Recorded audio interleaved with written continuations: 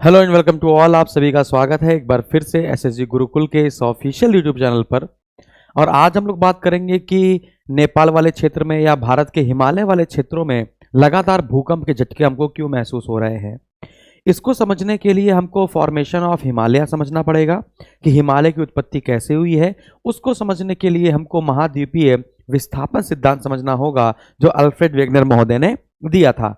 तो आइए एक एक करके चर्चा करेंगे जो आपके सिविल सर्विसेज में बहुत काम आने वाला है। जैसा कि हम सभी को पता है, आराम से सुनिएगा, जैसा कि हम सभी को पता है कि पहले सारे कॉन्टिनेंट यानी जितने भी महाद्वीप हैं वो सब एक हुआ करते थे, जिनको हम लोग कहते थे सुपर कॉन्टिनेंट पैंजिया।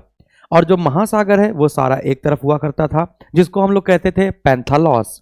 इसके बाद फिर जब पैंजिया महाद्वीप टूटा, जब उसमें विखंडन हुआ तो फिर जो भाग ऊपर की ओर चला गया और एक भाग आपका नीचे की ओर आ गया।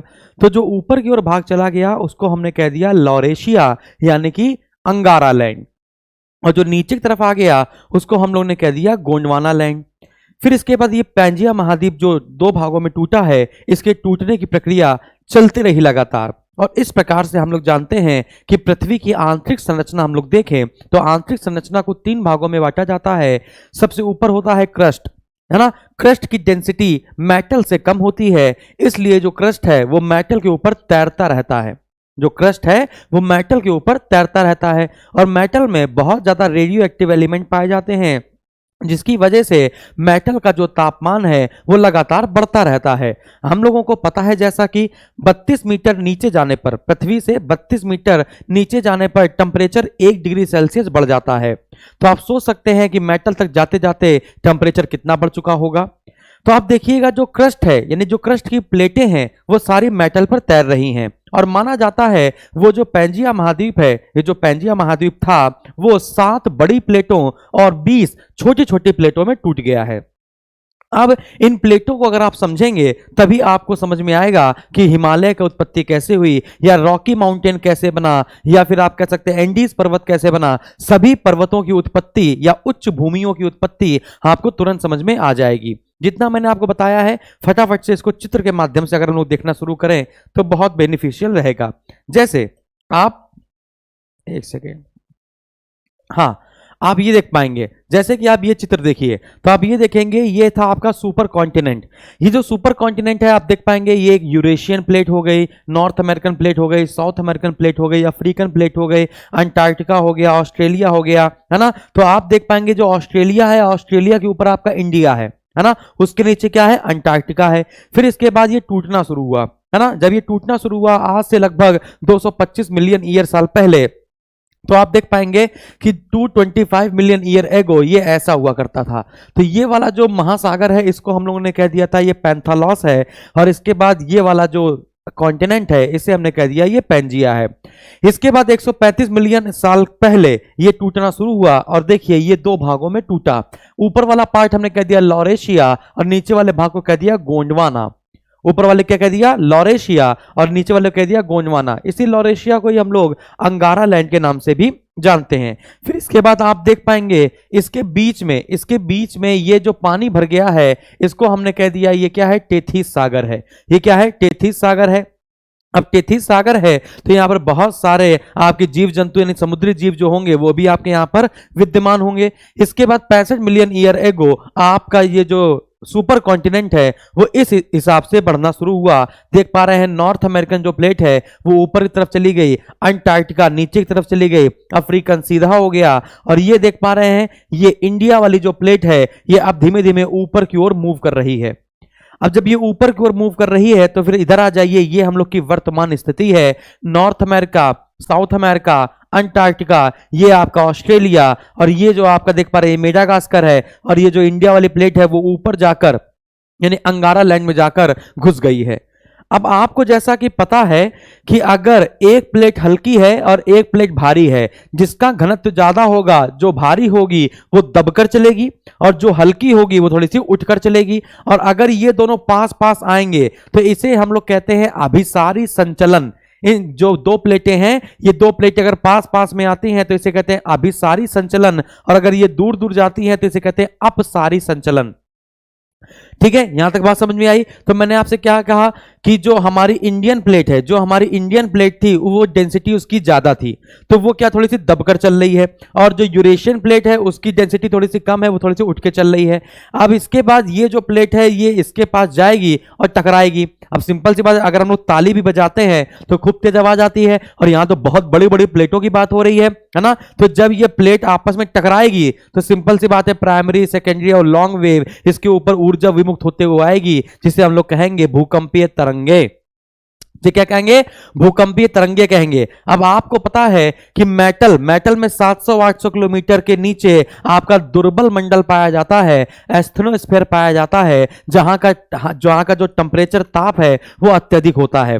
अब आप देखेंगे ये जो दो प्लेटें ऐसे करके आ रही हैं, तो जो भारी प्लेट है जिसकी डेंसिटी ज्यादा है वो इसके नीचे घुस जाएगी। वो क्या होगी? इसके नीचे घुस जाएगी, और जो हल्की वाली है वो उसके ऊपर चढ़ जाएगी, है ना। बात समझ में आ रही है? अब हमको पता है, जैसा कि हमको पता है, आराम से देखिएगा, सब समझ में आएगा अच्छे से, है ना। जैसे देखिएगा ये प्लेट यहां से ऐसे आ रही है और ये प्लेट ऊपर चढ़ रही है, तो आप देख पाएंगे यहां पे टेथिस सागर है ना।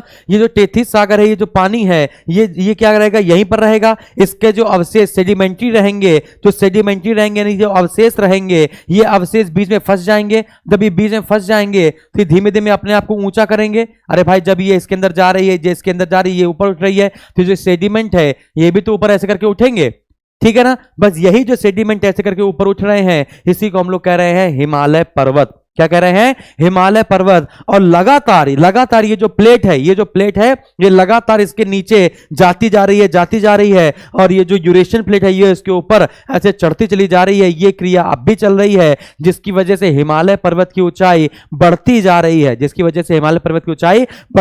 है, और इस वाले पूरे क्षेत्र में आपका भूकंप की उत्पत्ति होती जा रही है। बात समझ में आ रही है? अब हमको पता है कि जो प्लेट सब्डक्ट करेगी, जो प्लेट अंदर की ओर जाएगी, वो एस्थेनोस्फीयर में पहुंच जाएगी, और एस्थेनोस्फीयर में जाकर वो गल जाएगी तो लावे का निर्माण होगा। फिर वो लावा कहीं से ना कहीं से तो निकलेगा। यानी कि जहां पर दो प्लेटें मौजूद होती है, जहां पर दो प्लेटें आपस में लड़ती हैं आके, वहां पर ज्वालामुखी क्रियाएं होती है, वहां पर भूकंप की क्रियाएं भी होती हैं। ये बात समझ में आई आपको? जल्दी से अब मैं आपको एक छोटा सा वीडियो दिखाऊंगा। इस वीडियो के माध्यम से आपको सारी बातें क्लियर हो जाएंगी। तो वीडियो दिखाया जाए भाई। इस वीडियो के माध्यम से जितनी बातें मैंने बताई उसको क्लियर कर लीजिएगा।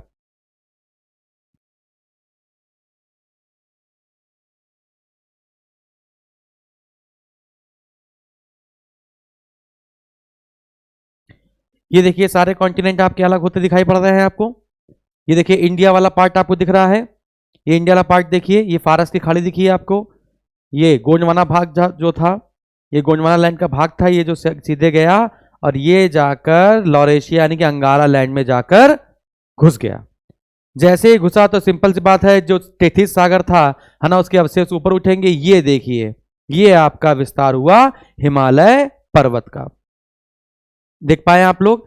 ये है हिमालय पर्वत। तो इस प्रकार से आपका हिमालय पर्वत की उत्पत्ति हुई है, फॉर्मेशन ऑफ हिमालय। आज भी जब आप हिमालय की खुदाई उदाई करते हैं तो आपको वहां पर सेडिमेंट्री रॉक्स मिल जाती है, यानी वहां पर आपको जीवों के अवशेष ज्यादा मात्रा में मिल जाते हैं। जैसे आपने सॉइल पढ़ा होगा, पर्वतीय मिट्टी जिसको वनी मिट्टी या जंगली मिट्टी कहते हैं, उसमें आपको ह्यूमस, कार्बनिक पदार्थ की मात्रा ज्यादा मात्रा में मिल जाएगी। क्यों? क्योंकि वहां पर पहले टेथिस सागर हुआ करता था। ठीक है, तो बाकी बातें जानने के लिए बने रहिए हमारे साथ। और बहुत सारी चीजें जहां जहां पर आपको दिक्कत हो आप देख सकते हैं। परमियन युग में हम लोग ऐसे थे, ट्रैसियक युग में ऐसे हो गए, जुरासिक युग में ये हो गया, क्रिटेशियस युग में ये हो गया, और प्रेजेंट डे हम लोग ऐसे हैं। ठीक है, चलिए। तो अगर मैं आपको और प्लेटें दिखाऊं, यदि मैं आपको प्लेटें दिखाऊं तो आप प्लेटें देख पाएंगे। ये देखिए, यदि मैं आपको प्लेटें दिखाऊं तो ये देखिए, आप इस प्लेट को देखिए। ये हम लोग के पास 7 बड़ी प्लेटें और 20 छोटी प्लेटें हैं। बड़ी प्लेटों में आपकी पैसिफिक प्लेट आ जाएगी। सबसे बड़ी जो प्लेट है वो पैसिफिक प्लेट है। ठीक है, जो सबसे बड़ी प्लेट है वो कौन सी प्लेट है? ये वाली पैसिफिक प्लेट है। ये आपकी पैसिफिक प्लेट है, ये वाली। और आप देख पाएंगे ऑस्ट्रेलिया वाली प्लेट को इंडिया के साथ मैच करके चलते हैं हम लोग। ऑस्ट्रेलिया वाली प्लेट को इंडिया प्लेट के साथ मैच करके चलते हैं तो एक हो जाएगी इंडो ऑस्ट्रेलियन प्लेट। कौन कौन सी बड़ी बड़ी प्लेट हो जाएंगी?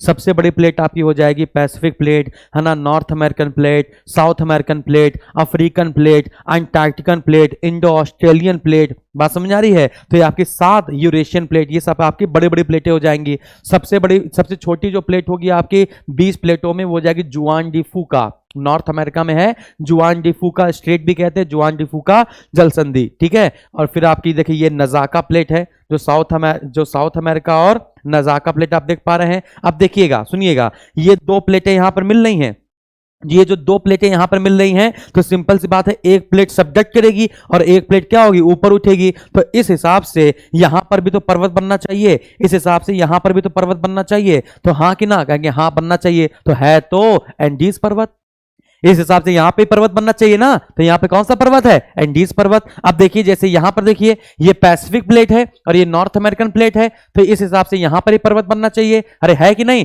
तो यहां पर है तो रॉकी माउंटेन, यहां पे क्या है? रॉकी पर्वतमाला। बनना चाहिए नहीं बनना चाहिए? उस देखो यहां पर बनना चाहिए, यहां पर है कि नहीं है? आप कहेंगे हाँ सर कौन सा है? हिमालय पर्वत है। इस हिसाब से आप देखेंगे तो यहां पर बनना चाहिए ऑस्ट्रेलिया किनारे किनारे वाले पार्ट पे, क्योंकि ये पैसिफिक प्लेट इस पे धक्का देगी, तो यहां बनना चाहिए। क्या है नहीं यहां पर? यहां पर भी तो है द ग्रेट डिवाइडिंग रेंज। क्या है? The great dividing range. बात समझ में आई? तो कैसे पर्वतों की उत्पत्ति हो रही है, और जहां जहां 2 प्लेटें लड़ेंगी आपस में वहां पर भूकंप आता रहेगा। इसलिए जो हिमालय पर्वत है वो एक नवीन वलित पर्वत है ना। कैसा है? नया पर्वत है, बन रहा है लगातार, ऊंचाई इसकी लगातार बढ़ती जा रही है, और ये फोल्डेड माउंटेन है। आप देख पाएंगे ये ऐसा है ना, ये कैसा है? ये फोल्डेड माउंटेन है। बाकी फोल्ड एंड फॉल्ट मैं आपको बाद में पढ़ाऊंगा। Thank you very much.